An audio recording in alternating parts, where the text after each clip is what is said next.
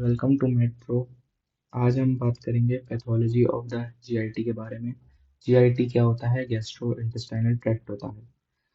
इसकी पैथोलॉजी हम स्टडी करेंगे आज। और जीआईटी जो है बेसिकली स्टार्ट होता है फ्रॉम द ईसोफेगस और एंड करता है एनल कैनाल पे। तो सबसे पहले हम बात करेंगे ईसोफेगस से रिलेटेड जो भी पैथोलॉजीज होती हैं। सबसे पहले बात करेंगे हम ट्रैकियो ईसोफेजल फिस्टुला के बारे में।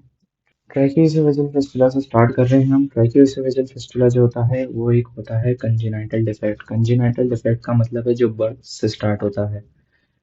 बर्थ से स्टार्ट होने वाले डिफेक्ट को कंजेनाइटल डिफेक्ट कहते हैं। अब ये होता क्या है ट्रैकियोइसोफेजल फिस्टुला में, कि बेसिकली जो ईसोफेगस होता है वो नॉर्मली क्या करता है, ओपन होता है स्टमक में नॉर्मली। लेकिन जब ट्रैकियोइसोफेजल फिस्टुला होता है तो जो ईसोफेगस होता है वो जाके ओपन होता है किसमें, ट्रैकिया में। और जब वो ट्रैकिया में ओपन होगा तो इसके हमें साइंस क्या मिल सकते हैं कि इसोफेगस ट्रैकिया में ओपन हो रहा है। तो साइंस हमें मिलेंगे एस्पायरेशन। एस्पायरेशन का मतलब होता है खाना सांस की नाली में चले जाना। उससे चोकिंग होती है और कफिंग होती है। तो एस्पायरेशन हमें मिलती है किसमें, ट्रैकियोइसोफेजल फिस्टुला में। दूसरी चीज़ हमें क्या मिलेगी, वॉमिटिंग। वॉमिटिंग हमें क्यों मिल रही है? वॉमिटिंग हमें इसलिए मिल रही है क्योंकि जब खाना फंस जाएगा आपके ईसोफेगस में तो जाहिर है वो बाहर भी तो निकलेगा, तो खुद ब खुद वॉमिटिंग कॉज होगी। इसी तरह क्या होगा कि जब खाना फंसता है ईसोफेगस में वो डायलेट हो जाता है और कॉज करता है क्या, स्वेलिंग। और ये जो स्वेलिंग होती है उसको हम क्या कहते हैं, एब्डोमिनल डिस्टेंशन कहते हैं। एब्डोमिनल डिस्टेंशन हो जाएगी। अब जो ट्रैकियोइसोफेजियल फिस्टुला है उसकी होती हैं तकरीबन 5 types, A B C D and E। Type A जो है उसमें आप देख सकते हैं क्या हो रहा है बेसिकली। टाइप ए कहलाती है oesophageal atresia without tracheoesophageal fistula. Basically हो क्या रहा है इसमें कि जो ईसोफेगस है वो क्लोज्ड है, वो फिस्टुला नहीं बना रहा और ट्रैकिया से सेपरेटेड है, तो इसको कहते हैं हम esophageal atresia without tracheoesophageal fistula. Type B पे चलते हैं। तो टाइप बी में क्या हो रहा है, बेसिकली ईसोफेजल एट्रेजिया हो रहा है with tracheoesophageal fistula at the proximal esophageal segment. यानी कि कहने का मतलब ये है कि ईसोफेगस जो है वो फिस्टुला बना रहा है ट्रैकिया के साथ एट द प्रोक्सिमल सेगमेंट पे। इसी तरह हम चलते हैं टाइप सी पे। तो उसमें क्या होता है, बेसिकली ईसोफेजल एट्रेजिया होता है with tracheo esophageal fistula at distal esophageal segment. यानी कि जो ईसोफेगस है वो एट्रेजिया कॉज कर रहा है और फिर ट्रैकिया से एक फिस्टुला निकल रहा है, इमर्ज हो रहा है, जो डिस्टल ईसोफेजल सेगमेंट बना रहा है। तो ये कहलाती है टाइप सी। फिर बात करते हैं टाइप डी की, जो बहुत कॉमन है, मोस्ट कॉमन होती है टाइप डी। जिसमें क्या होता है, बेसिकली ईसोफेजल एट्रेजिया होता है with tracheoesophageal fistula at the proximal segment as well as at the distal segment. यानी कहने का मतलब ये है कि ईसोफेगस फिस्टुला कॉज करेगा ट्रैकिया में और फिर ट्रैकिया की प्रॉक्सिमल सेगमेंट पे, और फिर ट्रैकिया की डिस्टल साइड से क्या होगा, ईसोफेगस का एक और फिस्टुला इमर्ज होगा और वो जाके स्टमक से कनेक्ट होगा। तो ये मोस्ट कॉमन कॉज होती है ट्रैकियोइसोफेजियल फिस्टुला की, टाइप डी जो होती है। फिर बात कर लेते हैं टाइप ई की, जो एक स्पेशल केस है और इसको एच टाइप भी कहते हैं। इसमें क्या होता है कि ट्रैकियोइसोफेजियल फिस्टुला कॉज होता है विदाउट एट्रेशिया। एट्रेशिया का मतलब यही था कि ईसोफेगस क्लोज होना, लेकिन इसमें ईसोफेगस क्लोज नहीं होता। लेकिन आप देख सकते हैं कि ईसोफेगस डायरेक्टली जा रहा है नीचे, स्टमक के साथ कनेक्ट हो रहा है, लेकिन साथ साथ भी वो एक फिस्टुला बना रहा है जो ट्रैकिया के साथ कनेक्ट हो रहा है। तो ये स्पेशल टाइप होती है और इसको एच टाइप कहते हैं। देख सकते हैं एच टाइप इसलिए कह रहे हैं क्योंकि एक एच बन रहा है प्रॉपर। अगले टॉपिक की बात कर लेते हैं जिसका नाम है ईसोफेजियल वेबिंग। ईसोफेजियल वेबिंग में होता क्या है, बेसिकली ये कॉज होती है पहले तो अपर 1/3 ऑफ द ईसोफेजियल पे होती है ईसोफेजियल वेबिंग। क्यों होती है oesophageal webbing, basically oesophageal webbing जो होती है उसमें होता है कि जो म्यूकोजा होती है ईसोफेगस की, म्यूकोजा क्या है, mucosa is inner lining, inner lining of oesophagus is mucosa. Mucosa में क्या हो रहा है, बेसिकली म्यूकोजा में थोड़ी सी प्रोलाइफरेशंस सी हो रही हैं और वो प्रोलाइफरेशंस क्या कर रही हैं, वेबिंग कॉज कर रही हैं basically upper 1/3 of the oesophagus में, जिसकी वजह से डिस्फेजिया हो रहा है। ईसोफेगस की पैथोलॉजी में आपको याद रखना है कि डिस्फेजिया बहुत ज़्यादा होता है। डिस्फेजिया का मतलब क्या होता है, इनएबिलिटी टू स्वॉलो। खाना खाने में आपको मतलब चोकिंग होगी और आप खाना स्वॉलो नहीं कर पाएंगे, इसको डिस्फेजिया कहते हैं बेसिकली। अब एक डिजीज होता है जिसको हम कहते हैं Plummer Vinson syndrome. Plummer Vinson syndrome में क्या होता है, बेसिकली एक ट्राइड होता है। ये ट्राइड क्या है, जो ट्राइड है ये 3 चीज़ों का होता है, जिसमें क्या होती है, iron deficiency anemia, dysphagia and esophageal webbing भी आ गई। ये तीनों चीज़ें किस में आती है, प्लमर विंसन सिंड्रोम में आती हैं। और साथ साथ बीफी रेड टंग और ग्लोसाइटिस भी आते हैं, लेकिन ये ज़्यादा इंपॉर्टेंट नहीं होते। मेनली क्या क्या होता है iron deficiency anemia, dysphagia and esophageal webbing. Zenker's diverticulum होता क्या है, एक बेसिकली जो होती है फेरिंक्स जो होता है उसकी आउट पाउचिंग हो जाती है इसोफेगस के अंदर, और इसको कहते हैं हम फॉल्स डाइवर्टिकुलम। ज़ेंकर डाइवर्टिकुलम एक फॉल्स डाइवर्टिकुलम है जिसमें आप देख सकते हैं ये फेरेंजियल पाउच है। ये फेरेंजियल पाउच कहाँ पर आ गया, ईसोफेगस के अंदर आ गया, जिसकी वजह से ईसोफेगस ब्लॉक हो जाता है।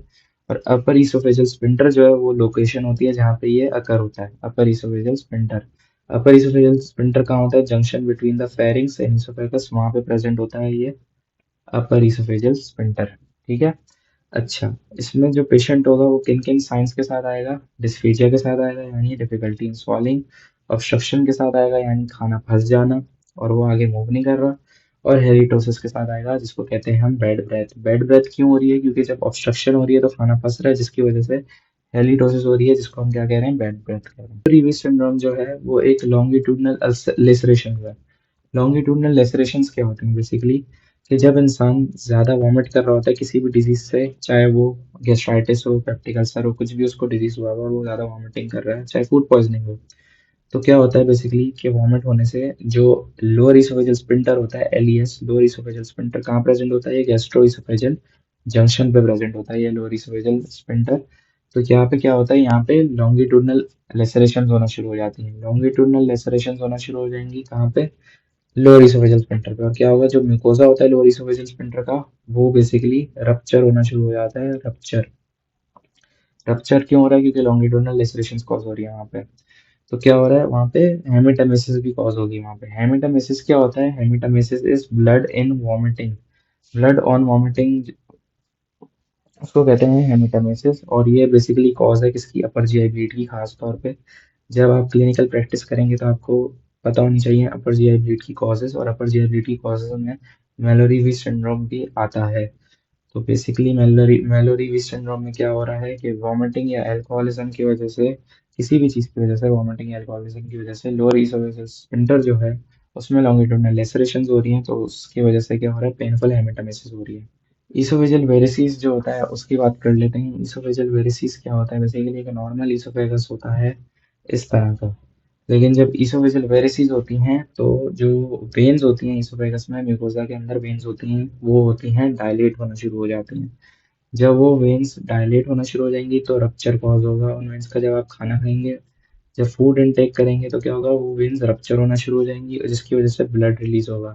जब ब्लड रिलीज होगा तो उससे क्या होगा, हेमेटोमेसिस होगा, फिर से ब्लड ऑन वॉमिट होगा। तो ये एक और एग्जांपल। तो जब हेमेटोमेसिस होगा तो क्या होगा, ब्लड ऑन वॉमिट होगा। और जो ये एग्जांपल हमारे पास एक और आ गई किसकी, अपर जीआई ब्लीड की एग्जांपल आ गई।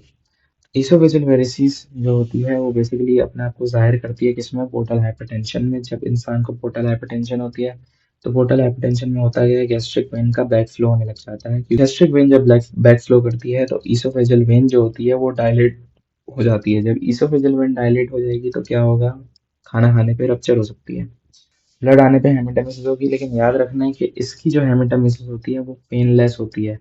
पेनलेस हेमेटोमेसिस याद रखना जरूरी है, क्योंकि मेलरी 20 में पेनफुल हेमेटोमेसिस थी, लेकिन ये जो है हमारे पास इसोफेजियल वेरिसिस, इसमें पेनलेस हेमेटोमेसिस हो रही है। अगला टॉपिक एक्लेजिया है। एक्लेजिया के बारे में हम ये बता सकते हैं क्या, कि न्यूरोमस्कुलर डिसऑर्डर है इसोफेगस का। क्यों है ये न्यूरोमस्कुलर डिसऑर्डर, क्योंकि जो हमारा एलईएस होता है लोअर इसोफेजियल स्फिंक्टर, वहाँ पे हो जाती है टोन लॉस।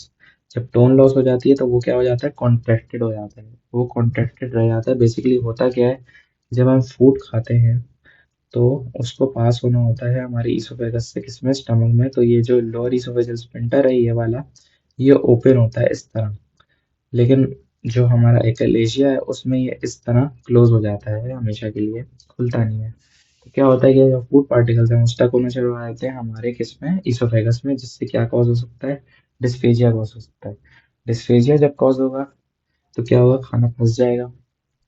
अब ये जो न्यूरोमस्कुलर डिसऑर्डर है इसोफेगस का, एकलेशिया, उसमें डिसऑर्डर क्यों है न्यूरोमस्कुलर, वो इसलिए क्योंकि जो माइंड प्लेक्सस होता है वो कंट्रोल करता है हमारी जो एलईएस की टोन होती है उसको कॉन्ट्रैक्ट करवाने के लिए या रिलैक्स करवाने के लिए, और साथ साथ मूवमेंट यानी पेरिस्टासिस करवाने के लिए।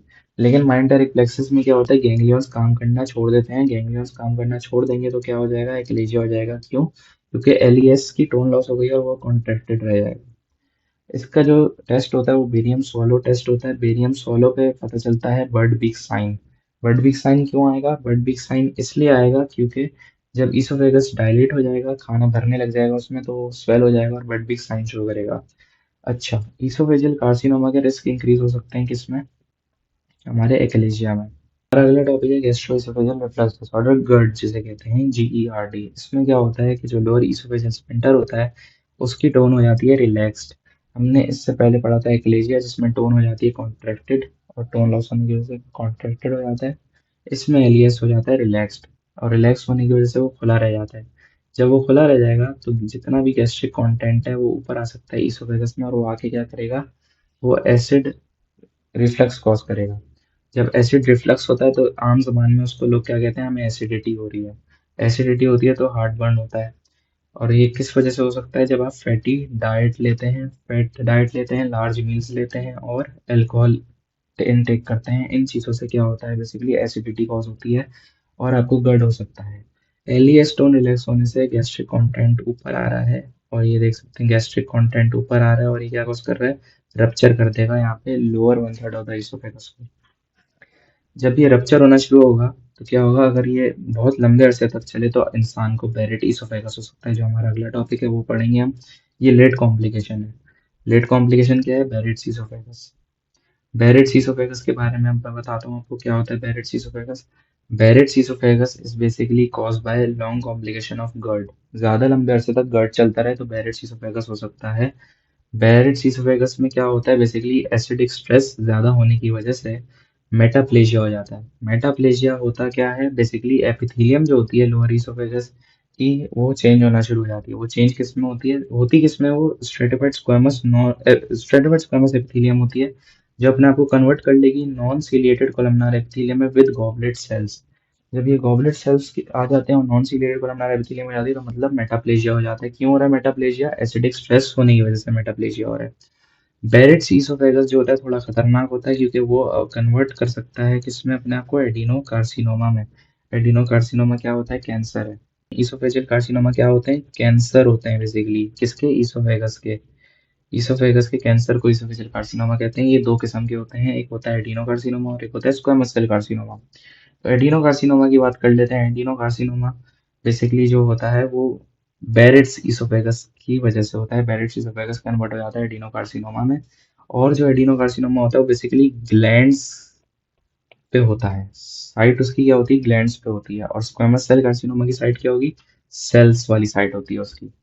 खैर, मेन चीज याद रखने वाली है कि adenocarcinoma lower one third of the esophagus पे होगा। इसी तरह स्क्वेमस सेल कार्सिनोमा कहाँ होगा? Upper and middle one third of the esophagus पे होगा।